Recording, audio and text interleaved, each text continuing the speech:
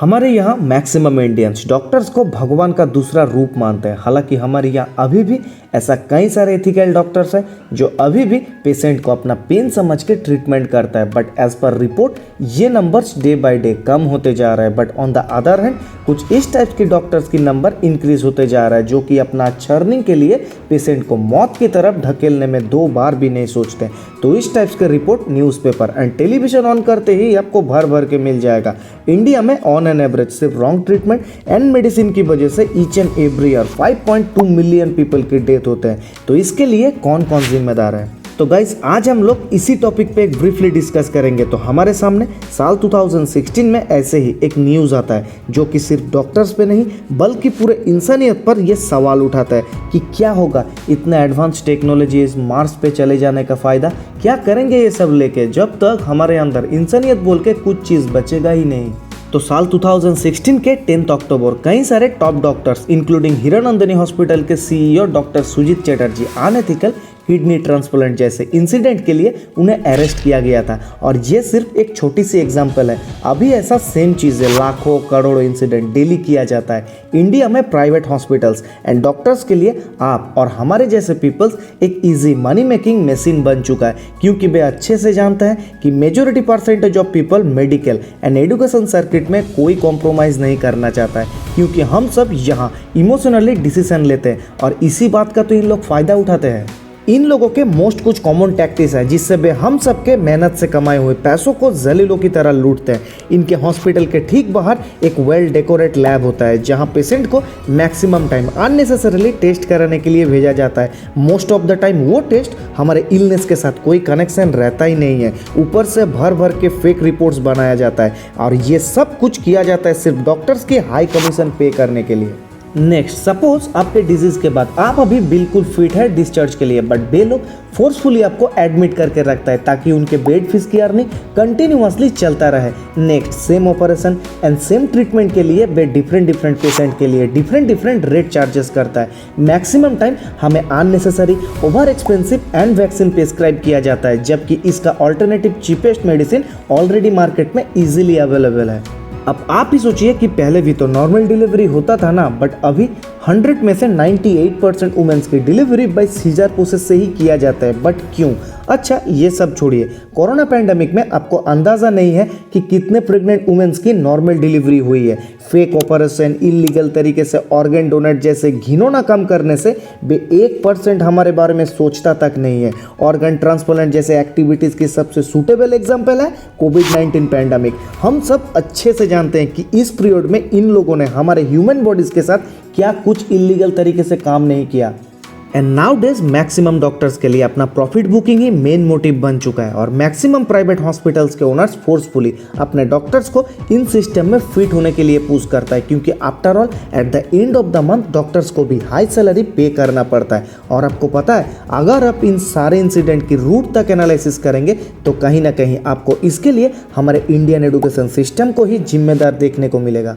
क्योंकि government colleges की तो सीट लिमिटेड होता है, तब maximum medical students private colleges में हाई फीस के साथ अपना एडमिशन कराता है। एंड इंडिया में on an average private medical colleges की फीस 80 लाख टू 1 करोड़ तक होता है और वहीं पे एक गवर्नमेंट कॉलेज में ओनली 5 to 7 लाख के बीच में ही MBBS कंप्लीट हो जाता है। अब आप जस्ट डीपली इमेजिन करें कि एक स्टूडेंट्स 5 साल अपना स्टडी कंप्लीट करने के लिए 1 करोड़ का लोन लेता है and maximum percentage of students की MBBS कंप्लीट होने के बाद इन्हें इस इन्वेस्टमेंट की रिटर्न का भी प्रेशर होता है। और इसी केस में प्राइवेट हॉस्पिटल्स के ओनर्स अपना अपॉर्चुनिटी ढूंढ लेता है, क्योंकि यहाँ पे प्राइवेट हॉस्पिटल्स ओनर्स इनमें से मोस्ट कुछ हाईली एलिजिबल डॉक्टर्स को हाई सैलरी के साथ हायर करता है और इन सारे डॉक्टर्स बाय फोर्स ज्वाइन भी कर लेता है, क्योंकि उनके ऊपर ऑलरेडी ह्यूज लोन की प्रेशर रहता है। तो इस प्रॉब्लमेटिक सिस्टम के रिगार्डिंग एक इजी सॉल्यूशन है। तो एज पर my personal analysis, firstly government को अपना गवर्नमेंट मेडिकल कॉलेजेस की सीट्स को इंक्रीज करना चाहिए। देन प्राइवेट कॉलेजेस की फीस के ऊपर भी थोड़ा नज़र डालना होगा, जिससे इस टाइप की ओल्ड प्रेशर माइंडसेट से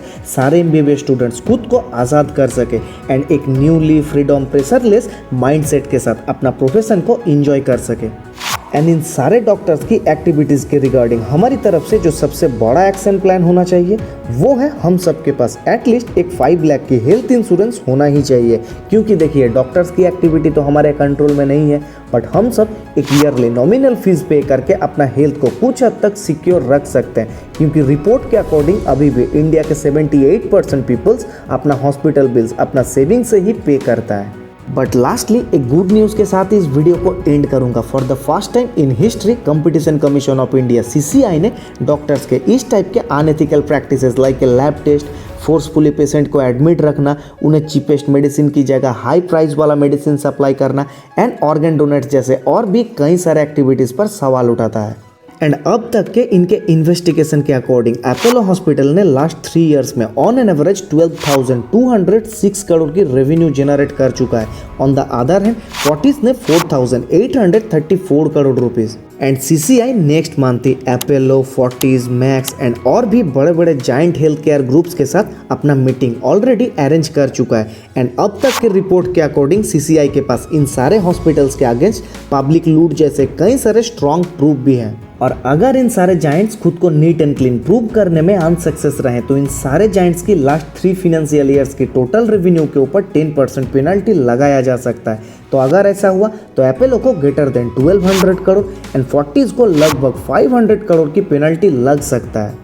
अब ये एज ए परसेंटेज बहुत ही कम पेनल्टी हो सकता है, बट आप थोड़ा जस्ट डिफरेंट वे में इमेजिन करें कि जहाँ पैसों से भी ज़्यादा उन सारे illegal doctors and hospital owners के लिए ये एक न्यू मैसेज है जो कि सालों से विदाउट एनी क्वेश्चन के साथ बेसारे अपने इस पूरे जाइंट इंडस्ट्री को मोनोपोली तरीके से चला रहा था, जो कि फर्स्ट टाइम है जब CCI ने इस सिस्टम के अगेंस्ट अपना पहली बार इन्वेस्टिगेशन की आवाज़ उठाया है।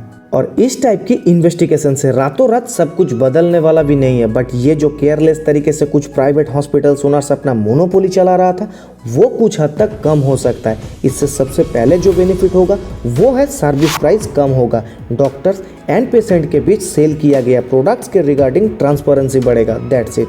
और रिपोर्ट के according Indian health sector year on year 22% से इंक्रीज हो रहा है और साल 2030 तक हेल्थ केयर सेक्टर $775 बिलियन तक पहुंच सकता है। तो गाइस आज इस वीडियो को यहीं पे ख़त्म करेंगे एंड वीडियो कैसे लगा इसे प्लीज़ कमेंट में ज़रूर बताना। तो गाइस अगर आपको ये वीडियो थोड़ा सा भी इंफॉर्मेटिव लगे तो प्लीज़ वीडियो को लाइक, शेयर एंड चैनल को सब्सक्राइब करने मत भूलना। तो गाइस मिलते हैं नेक्स्ट डे एक और न्यू इंटरेस्टिंग वीडियोज़ के साथ, तब तक के लिए जय हिंद, वंदे मातरम।